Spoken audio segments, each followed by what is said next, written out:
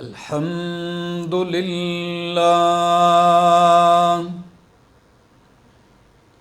الحمد لله العلي الكبير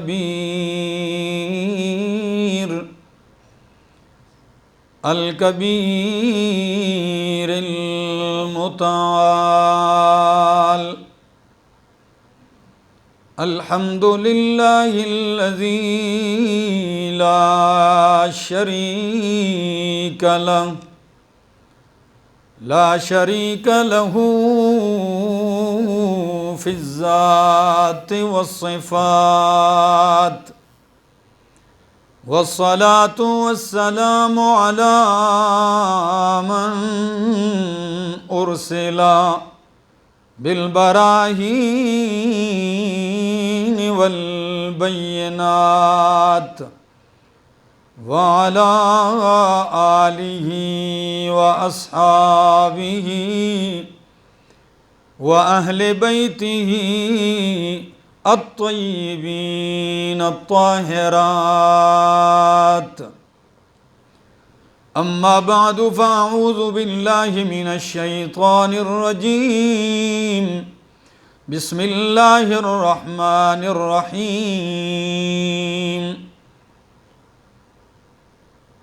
ربنا وابعث فيهم رسولا منهم يتلو عليهم آياتك ويعلمهم الكتاب والحكمة ويزكيهم الآية.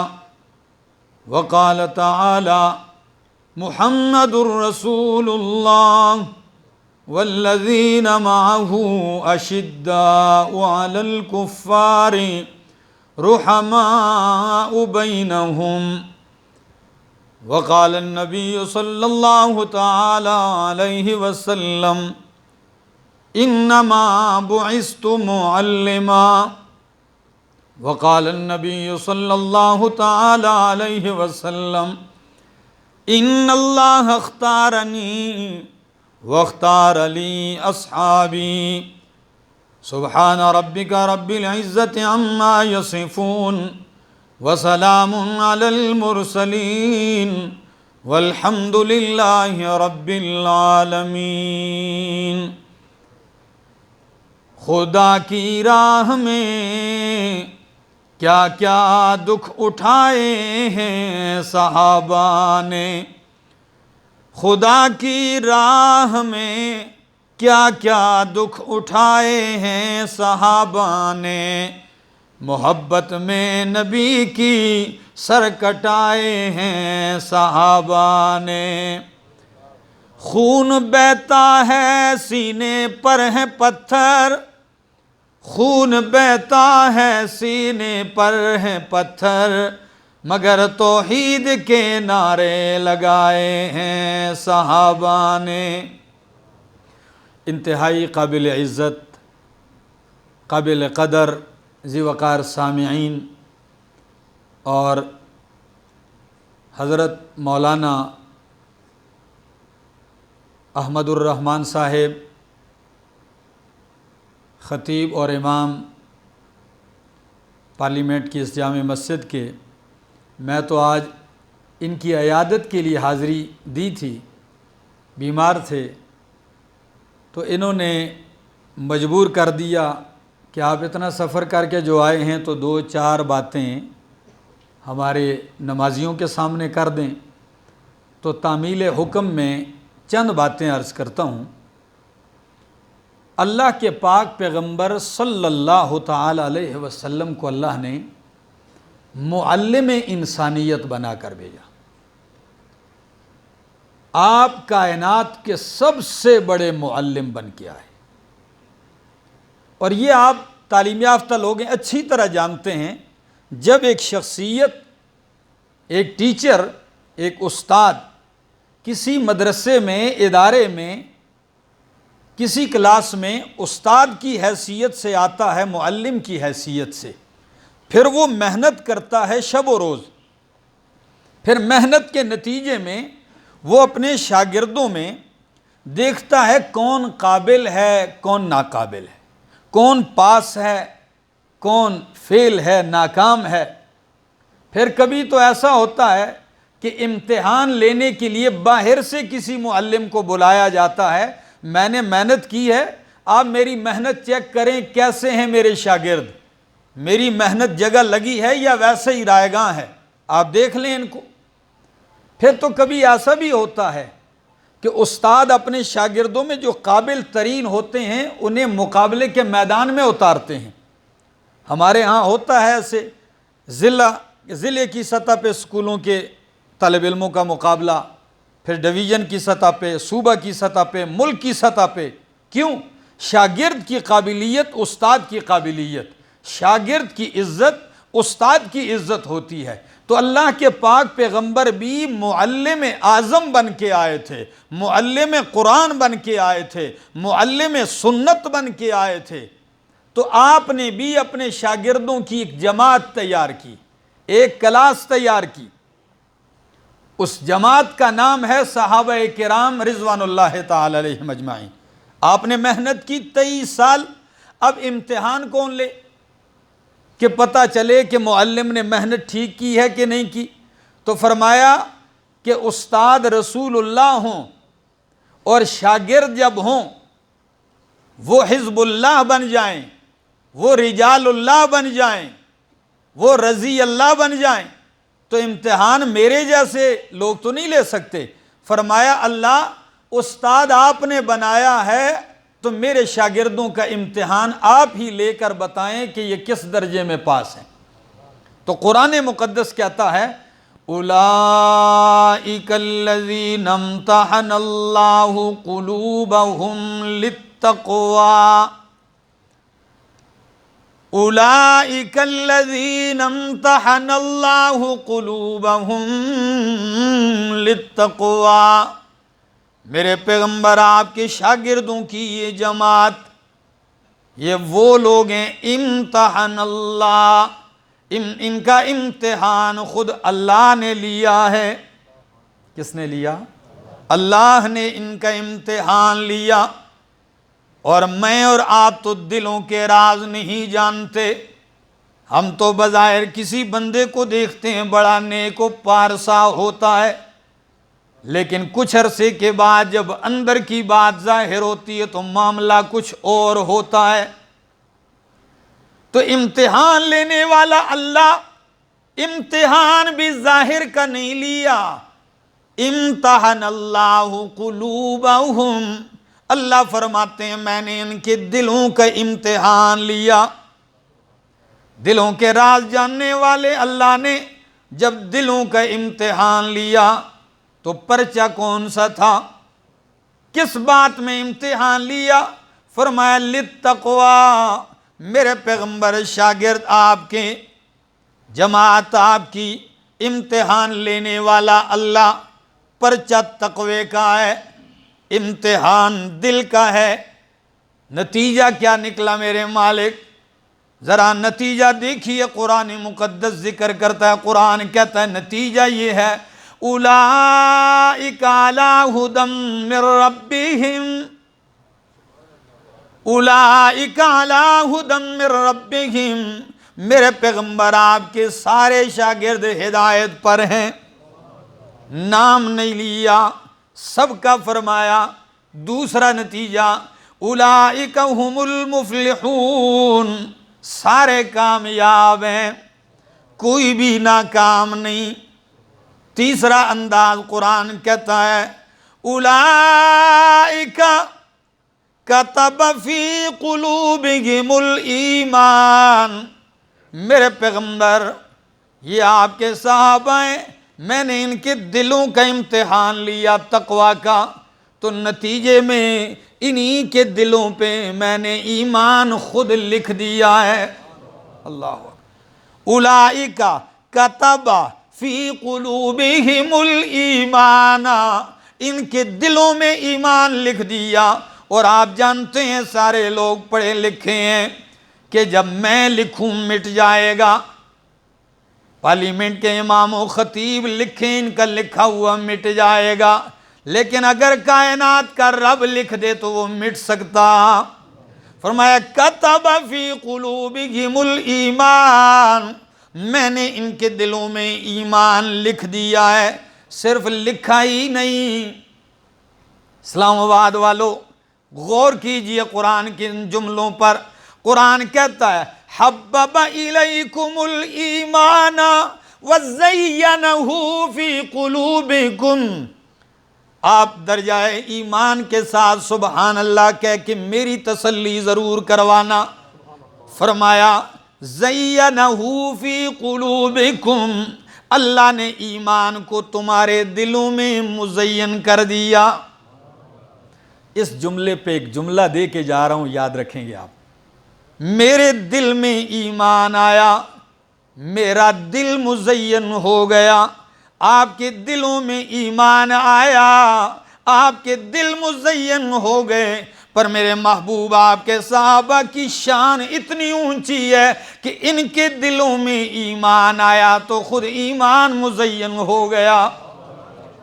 زینہ فی قلوبکم، اللہ نے ایمان کو تمہارے دلوں میں مزین کر دیا ہے۔ اللہ اکبر، کیا شان ہے، کیا عظمت ہے۔ اور کبھی تو قرآن کہتا ہے اولئک ھم المؤمنون، سارے مومن ہیں۔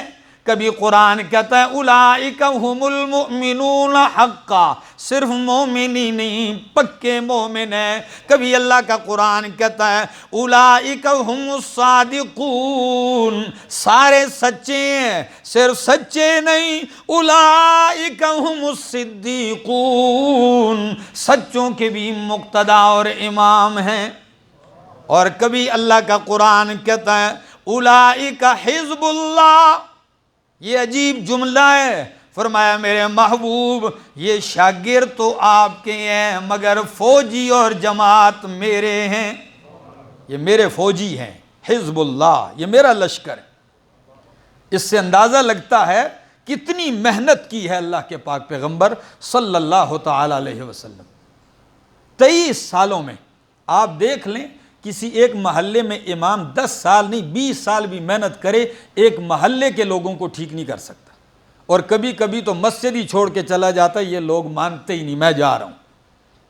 اور جہاں کوئی بندہ تسلیم کرنے والا نہ ہو، سارا جہان ایک طرف ہو، اندھیرا ہی اندھیرا ہو، اور یہ نہیں کوئی ایک معاملہ بگڑا ہو، عقیدہ دیکھو وہ بگڑا ہے، اخلاق دیکھو وہ بگڑے ہوں، معاملات دیکھو وہ بگڑے ہوں، دین دیکھا جائے وہ بگڑا ہو، ظلم ہو، جہاں بیٹی کو قتل کیا جاتا ہو، بیٹی کو زندہ درگور کیا جاتا ہو، جہاں اپنے پرائے کا کوئی فرق نہ ہوتا ہو، ایسے معاشرے کو ایسا بنا دینا کہ اللہ اوپر سے کہہ دے میرے پیغمبر یہ پہلے جہنم کے کنارے تھے، اتنے تباہ حال ہو چکے تھے، آپ کی 23 سالہ محنت لگنے کے بعد میرے پیغمبر اب ان کا معیار کیا ہے؟